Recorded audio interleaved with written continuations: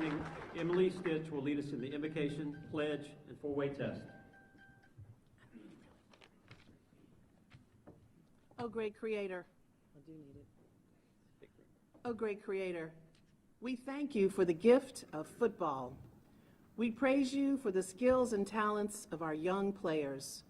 Watch over them as they compete and keep them safe from injury, both physical and emotional. Let them be humble in victory and gracious in defeat. May they be good role models on and off the field.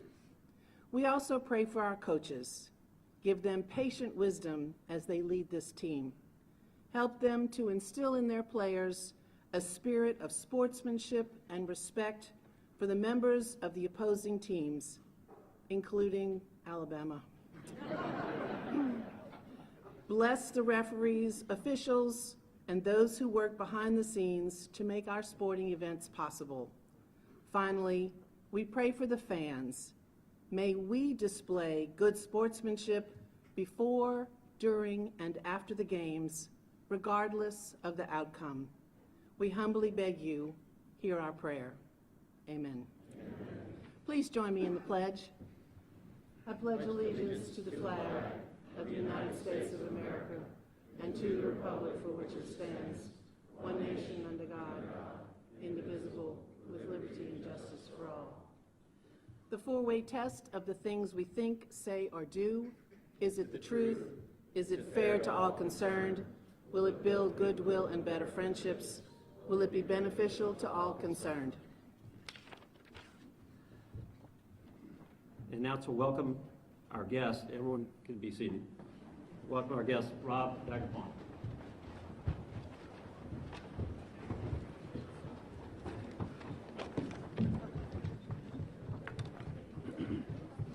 Good afternoon, everyone.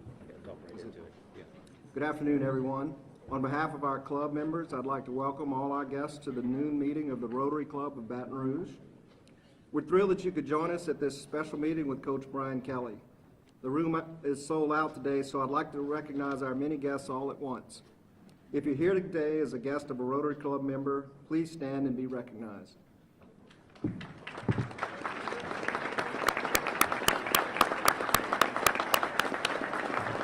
Welcome, everyone. At the Rotary Club each month, we like to recognize special individuals that play a big role in our community. And this month, we would like to recognize our guests from law enforcement. So, as I call your name, please stand. From the East Baton Rouge Sheriff's Office, Captain Tanner Jenkins, Lieutenant James Green, Lieutenant Andrew Palermo, Sergeant Jose Sandoval, Corporal Brock Davis, Corporal Telly Roper, Deputy Dakota Bursagay, Deputy John Pizzolatto, Deputy Cullen Wilson, and from the Baton Rouge Police Department, Officer Alandis Bickham, Corporal Travis Hall, Corporal Matthew Hurley, Officer Devin Johnson, Corporal Desneal Jones, Detective Adam Rhodes, Nick Jurzinski, Ronnie Newman, Danny Forbes, Daryl Carter, and I think I saw Chief Morse in the building. Thank y'all for being here.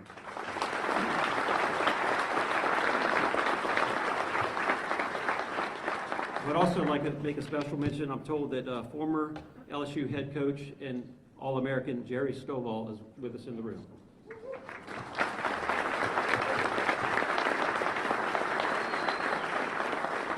Okay, your head table from left to right.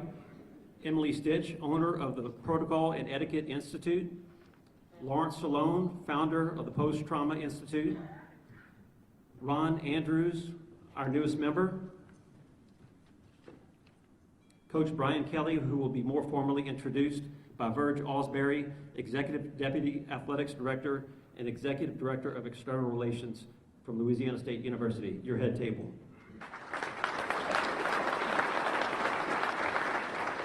And now Lawrence Salone will introduce our newest member.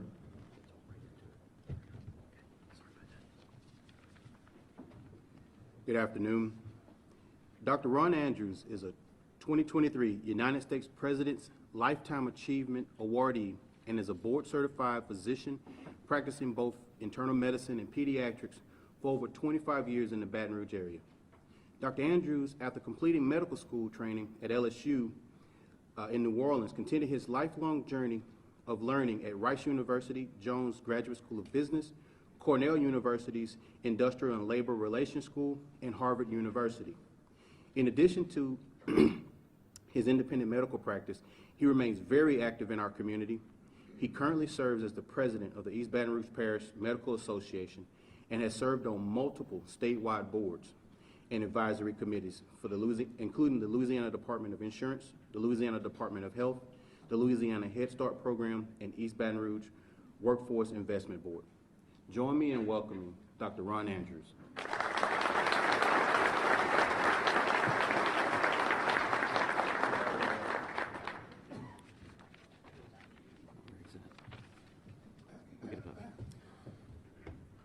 So we have another new member we'd like to install to the club, Coach Kelly. We know you are an excellent recruiter of talent. The Rotary Club has recruited talent going all the way back to our founding here in Baton Rouge in 1918. We are following up on your interest to join our club and want to extend an offer for membership. So today, on behalf of the 478 members, the 6th largest Rotary Club in the world, Coach Brian Kelly is now formally installed as the newest member of the Rotary Club of Baton Rouge.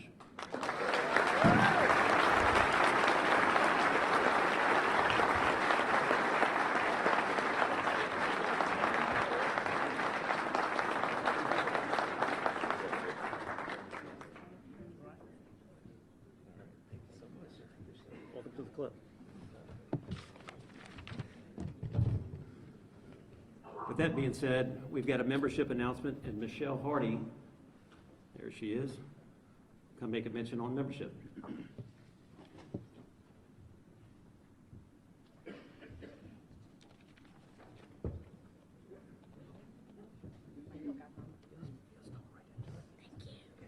Good afternoon, everybody. Welcome to Rotary. Who does not want to join the club where Coach Kelly just joined? That's right. Absolutely. We want to invite anyone who would be interested in becoming a member of Rotary. If you are on the new membership committee, please stand up so people can see where we are. If you have any questions, please get with one of us or Sherry, who is the executive director. And with that, welcome Coach Kelly, and let's go. Thank you, Michelle. Thank you, Michelle. Just a couple of quick announcements before we turn it back over to the band. On Wednesday, August 7th, our guest speaker is Ronnie Rance, speaking to us about the Louisiana Sports Hall of Fame, Baton Rouge Rougarou baseball, and Louisiana in the Olympics. Also on August 7th will be our first blood drive of the Rotary year. It'll also be at Drusilla from 10 a.m. to 2 p.m. Our blood drives are open to anyone who could donate, so please bring a friend to donate with you.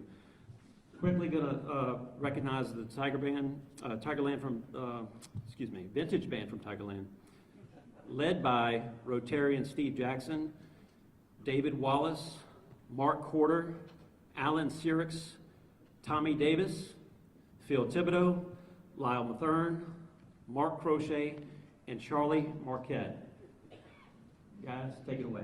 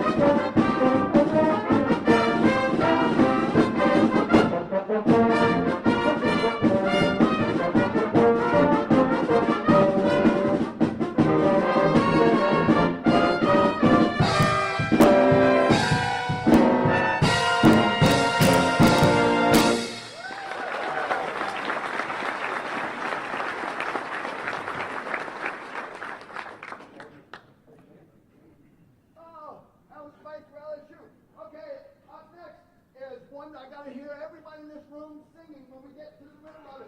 Hey, fighting tigers!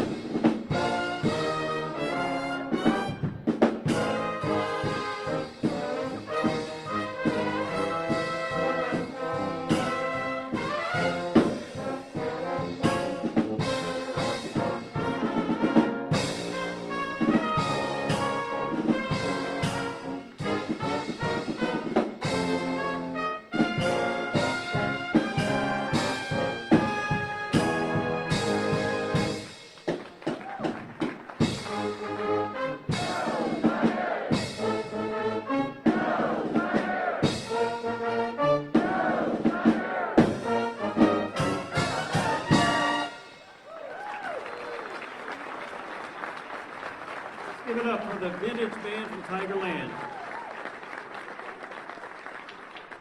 And now to introduce today's program, Verge Osbury.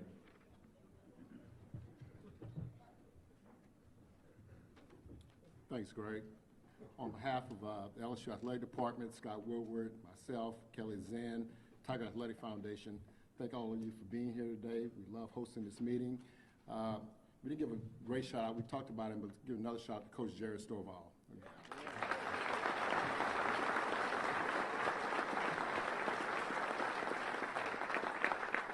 Great coach, great football player. Name is in the stadium. It's my privilege to introduce Coach Brian Kelly.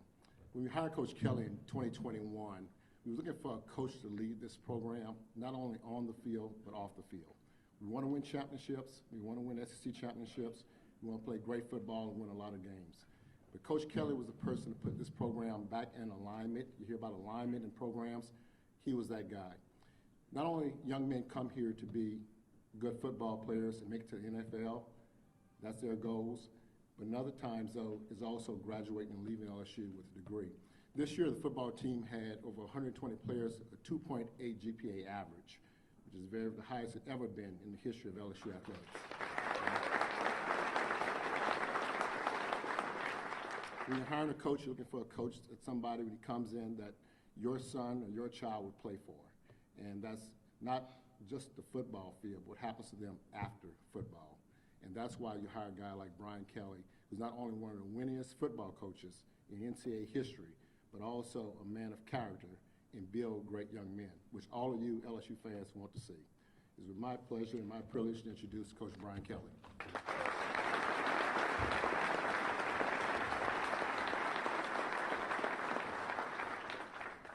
Thank you, Verge. I appreciate that introduction. Greg, thank you. And what I'm most proud of is I am currently a member of the Rotary Club of Baton Rouge. Let's go. How good is that? Well, it is upon us. Before I talk about football, let's not forget that we are going to be celebrating this year 100 years of Tiger Stadium. And that celebration, as you know, is going to be met with exciting football. But it's also going to be met with a bit of a facelift that, as you can see behind you, is ongoing. One where we want Tiger Stadium to not only be an incredible home field, but we want to be able to show it off to the entire country. And so we needed a little bit of lipstick. We needed a little bit of a facelift. We needed to add some bells and whistles. But the most important thing is the people that come into that stadium. An incredible home venue that has stood the test of time. As a matter of fact, I think by many publications have awarded it as the best home field in all of college football. It's because of the fans out here today. So thank you. So 100 years that we'll celebrate. But we're also going to put a football team in there that reports today. They've had about 6-7 days off after 7.5 weeks of training. They came back in June after classes dismissed, and this summer put together probably one of the best, if not one of the best that I've seen in probably 15 years of training, commitment. When you talk about football teams and what you expect from them, you expect personal accountability to each other, and doing that on a day-to-day basis. This is one of the most accountable football teams that I have seen in my time as a head football coach going on 33 years. Now, that doesn't necessarily mean they're going to win the national championship. I'm sorry. But I will tell you, those are great things that lead to championship teams. And that is an ingredient that if you ask any football coach, any head football coach, you ask Coach Stovall, if you want a championship football team, you start with accountability. You start with players that are accountable to each other, and this group was. And so I'm excited to welcome them back today as they report back to campus. And it starts with a great group of young men that have been starters since they've been freshmen. And that's very difficult, as you know, in this league to start true freshmen. But guys like Will Campbell and Emory Jones that started as true freshmen lead an offensive line on this campus at LSU that is poised to be, in my estimation, one of the best, if not the best, in the country. And when you're talking about football and you're talking about putting together a great offensive football team, you always start with offensive line. And to have both of those guys back for a third year and knowing that they started as true freshmen, and then two other starters, and knowing that that offensive line is going to set the tone for us, that's a great place to start. Add the offensive line with a quarterback in Garrett Nussmeier, who's an incredible leader, who's waited patiently for his opportunity. And listen, I use the word patiently. What a tough word to use today in our life. Patience. And he waited behind Jaden Daniels, for his opportunity because he loved LSU and he wanted to be the starter here. And who wouldn't want to be rooting for Garrett Nussmeier this year? I can't wait to watch him play. And so with a great offensive line and a Garrett Nussmeier who's waited for his opportunity, and I think you got a glimpse of what he's capable of in the bowl game against Wisconsin, and surround him with depth and talent at wide receiver and at running back and at tight end, it's going to be an exciting offense to watch. And as we move to the defense, which everybody probably has questions about, even our law enforcement, do you have anybody to lock them down, they're thinking.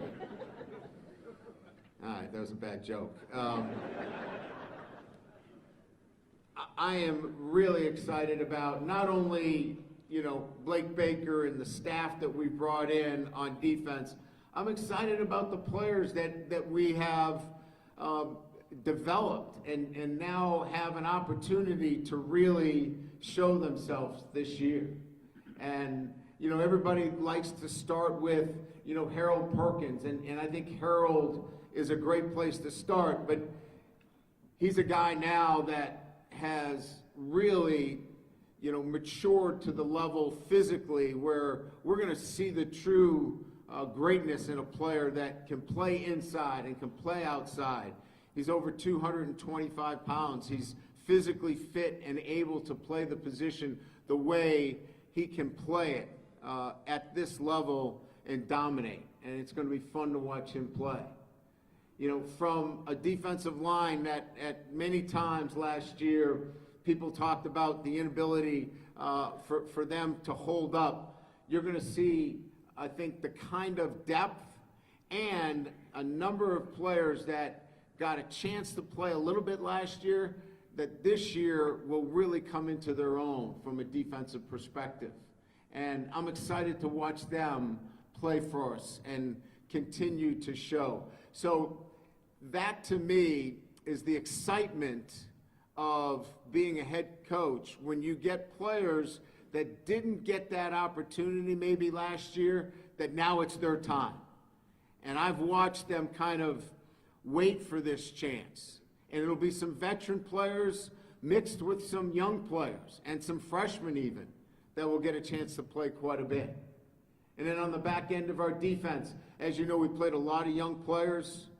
We'll get a chance to see them and how they've developed, along with some veteran players as well. So from a defensive perspective, I can tell you, watching them develop and watching them grow, this will be a much balanced, much more disciplined and focused group on the defensive side of the football. So offensively, defensively, special teams, all together, this will be a better football team on balance. And in this league, you better be. It's an incredibly deep league in the SEC and a schedule, as you know, that we start off in Las Vegas. Anybody going to Las Vegas? We got 2 people. Good. All right. We should really scare USC then. Maybe we can get the band to come. All right. That's 8. It's going to be a great atmosphere. Opening up in Las Vegas against USC, and then finishing here in Tiger Stadium against Oklahoma. And then obviously all of the other SEC rivalries that we've had on our schedule will just make for an incredibly, just the kind of college football that we all have been looking for. The new events, obviously, 12-team playoff, and the excitement that brings to all of us. Last year we were 9-3 in the regular season. We would have been just on the outside looking in. So I think if you look at it in the perspective of where you need to be one of those 12 teams, 9-3 was probably not good enough to get in. You're probably going to need to be a little bit better than that. And maybe don't give up 50-something points to one of your teams that you play, and you're in the playoffs. And we don't plan on doing that again. So it's going to be an exciting year with the new playoff format. Obviously, the SEC is still the prize and winning the SEC championship. But again, the excitement around our building is palatable. We have a new wellness center that is opening for us, and believe me, the ability to have that as part of the overall high performance for our team, where we have our performance nutrition center, our strength and conditioning, our new wellness center. You got to understand now, college football could be as long as 17 games. And when it gets to 17 games, you need all of those pieces in place and be able to have those things in place. And we're very, very lucky and fortunate to have those things here at LSU. So, opening day, the guys get in here. We'll have our first team meeting in 3 hours. And we practice tomorrow. Our first practice is in helmets and spider pads. We'll do that for 3 days. We'll give them a recovery day. 3 more days in a recovery day. The old days of the Junction boys and 3 practices a day are over.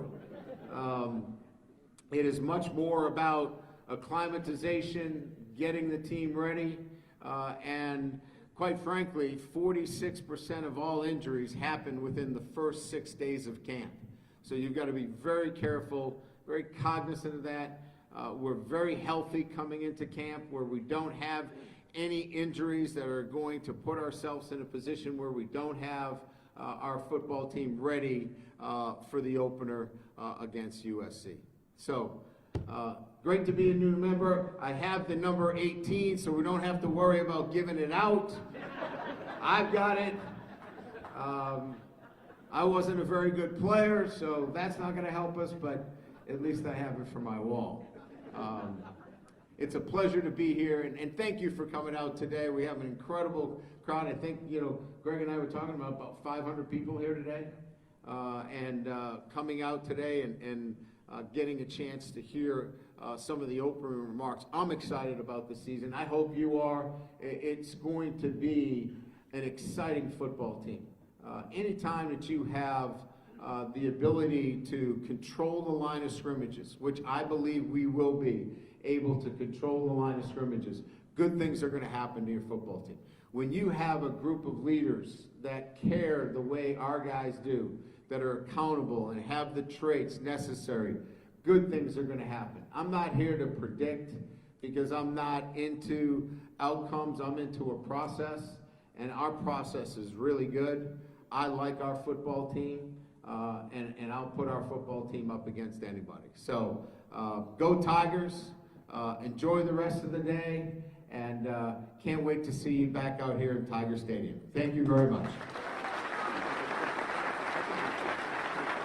I guess we got a couple more minutes because the Tiger band cut short today. I don't know what happened. You guys usually do 6 or 7 more songs. We got time for a couple of questions if you want to do that. Any questions? None? Where? Yes, sir. Last year you were at 85% roster. What's your roster percentage this year? What's your thoughts on that? Last year we were 85 what? Percent full. Your roster was 80% full, 85% full, right? Yeah, we're like, we have everybody, we have 85 scholarships. We have 84 of the 85 on scholarship. So we have one out there, so if anybody wants to come out and try out, we're looking for somebody a little taller. Not younger.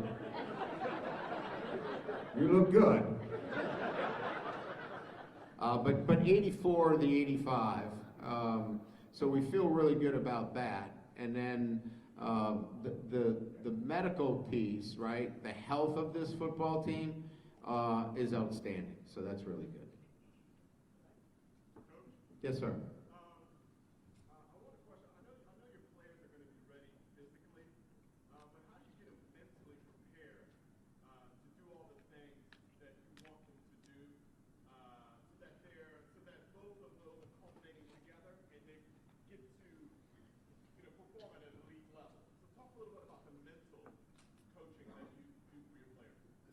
Yeah, so it's a good question. So the physical, and the mental. I think the mental is to the physical as 2 is to 1 when we're talking about today's college athletes. Because there's so many distractions, right? They're thinking about NIL. They're thinking about so many other things that are going on today, right? There's gambling out there. There's things that are going on in the family, in the community. So what we talk about every single day is control the controllables. What can you control today? And so most of our talks with our team is, thinking right. When you enter our building, is making sure that you're thinking the right things and eliminating the distractions as it relates to what's important today. We use the acronym WIN. Let's win today. What's important now? And so really getting our players to think right about the moment and really getting them away from the many distractions, away from the phone, away from the things that it's going to be there in 2 hours, right? When you're done with these meetings and you're done with practice, those will still be there. But for right now, what's important now is we need you locked in and focused on what's important now. So eliminating distractions is part of our daily routine in getting our guys to think right and be locked in mentally so they can be the best version of themselves. Yes, sir. Yes, sir. Coach, 33 years as the head coach from Grand Valley State to LSU. Cataclysmic change in the way you have to manage a football team today with NIL.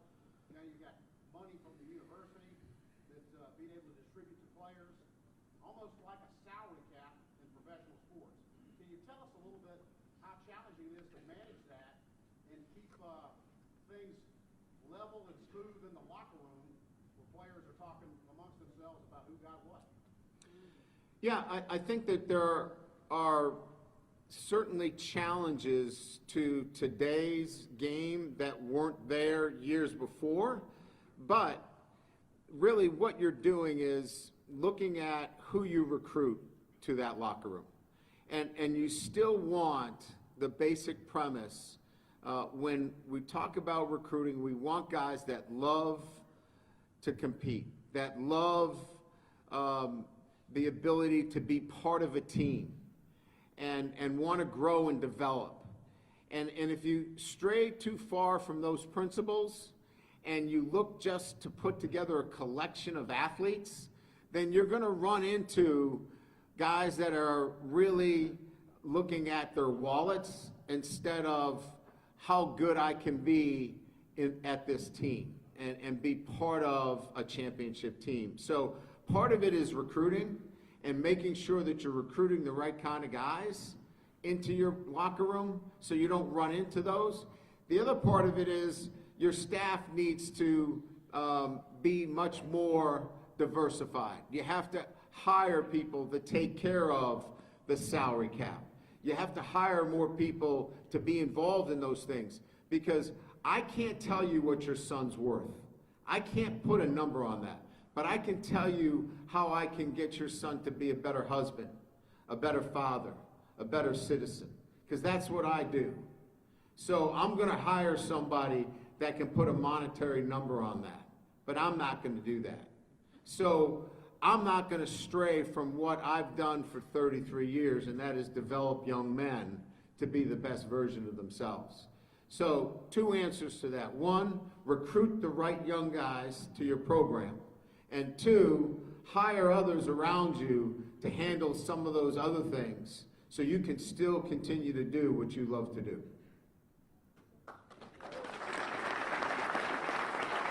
Last question, and then we have to go. Yes, sir. So you mentioned words like accountability and patience and waiting patiently. And obviously when you got here, you had to change the culture in the locker room or not. Can you talk to us a little bit about culture building for a team? So culture building is really couched in what I would call, what standards do you have that you find to be acceptable? What are the acceptable standards that you live by on a day-to-day basis?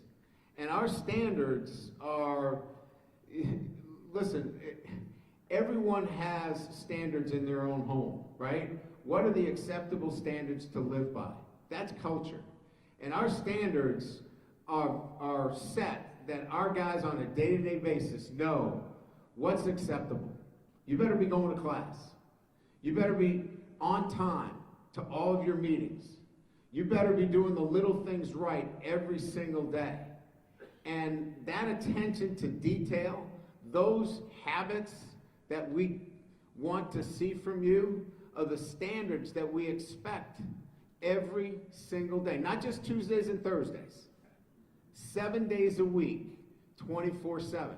And if you're not living up to those standards, you can't be part of what we do.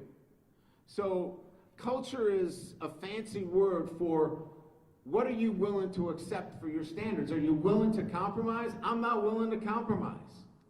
And because of that, you're either going to follow these standards or you're not going to be part of what we do. And so we're demanding but never demeaning. It's always within a positive environment, but we're very demanding about what the habits are, what the standards are, what the expectations are. If you can't be on time, if you can't be in the right place, if you can't follow through on doing the little things the right way, then we're going to wish you the best, but this isn't the right place for you. Thank you very much. Can't wait to see you in Tiger Stadium.